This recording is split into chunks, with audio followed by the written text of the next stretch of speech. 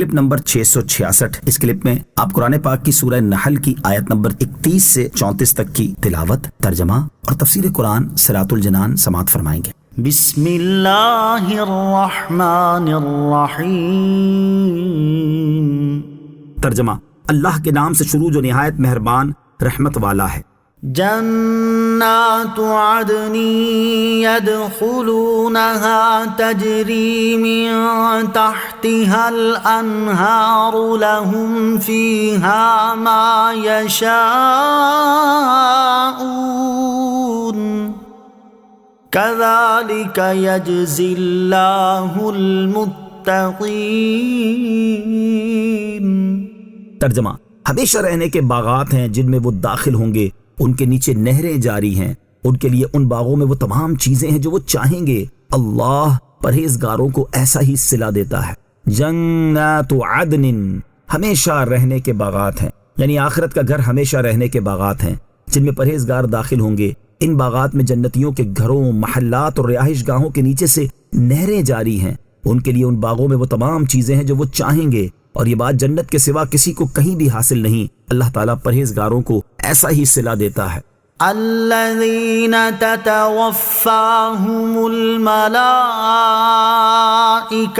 طیبین یقولون سلام علیکم ادخلوا الجنۃ بما کنتم تعملون۔ ترجمہ: فرشتے ان کی جان پاکیزگی کی حالت میں نکالتے ہوئے کہتے ہیں، تم پر سلامتی ہو، تم اپنے اعمال کے بدلے میں جنت میں داخل ہو جاؤ۔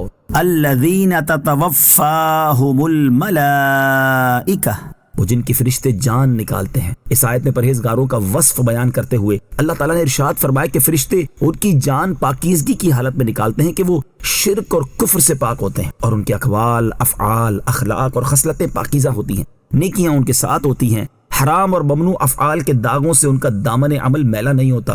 روح قبض ہونے کے وقت ان کو جنتوں، رضوان اور رحمت و کرامت کی بشارتیں دی جاتی ہیں۔ اس حالت میں موت انہیں خوشگوار معلوم ہوتی ہے۔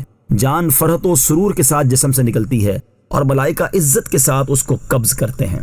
یقولون سلام علیکم، کہتے ہیں تم پر سلامتی ہو۔ حضرت محمد بن کعب قرظی رحمۃ اللہ تعالی فرماتے ہیں، جب مومن بندے کی موت کا وقت قریب آتا ہے تو اس کے پاس فرشتہ آ کر کہتا ہے، اے اللہ کے دوست، تجھ پر سلام، اور اللہ تعالیٰ تجھے سلام فرماتا ہے۔ ادخلوا الجنۃ بما کنتم تعملون، تم اپنے اعمال کے بدلے میں جنت میں داخل ہو جاؤ۔ یعنی آخرت میں یا روح نکلتے وقت ان سے کہا جائے گا کہ تم اپنے اعمال کے بدلے میں جنت میں داخل ہو جاؤ۔ نوٹ: یاد رہے کہ اس آیت اور اس جیسی وہ تمام آیات جن میں اعمال کی وجہ سے جنت میں داخل ہونے کا ذکر ہے، ان کا معنی یہ ہے کہ اخلاص کے ساتھ کیے ہوئے نیک اعمال کی وجہ سے بندہ اس وقت جنت میں جائے گا جب اللہ تعالیٰ اپنی رحمت اور فضل سے ان اعمال کو قبول فرمائے گا۔ محض نیک عمل کر لینے سے کوئی جنت میں داخل نہ ہوگا، کیونکہ جنت میں داخلے کا سبب حقیقی اللہ عز و جل کا فضل ہے۔ هل ينظرون إلا أن تأتيهم الملائكة أو يأتي أمر ربك كذلك فعل الذين من قبلهم وما ظلمهم الله ولكن كانوا أنفسهم يظلمون فأصابهم سيئات ما عملوا وحاق بهم ما كانوا به يستهزئون۔ ترجمہ: یہ کافر اس بات کا انتظار کر رہے ہیں کہ ان کے پاس فرشتے آ جائیں یا تمہارے رب کا عذاب آ جائے۔ ان سے پہلے لوگوں نے بھی ایسے ہی کیا تھا، اور اللہ نے ان پر کوئی ظلم نہیں کیا، لیکن یہ خود ہی اپنی جانوں پر ظلم کرتے تھے، تو ان کے اعمال کی برائیاں ان پر آ پڑیں، اور جس عذاب کا یہ مذاق اڑاتے تھے اس نے انہیں گھیر لیا۔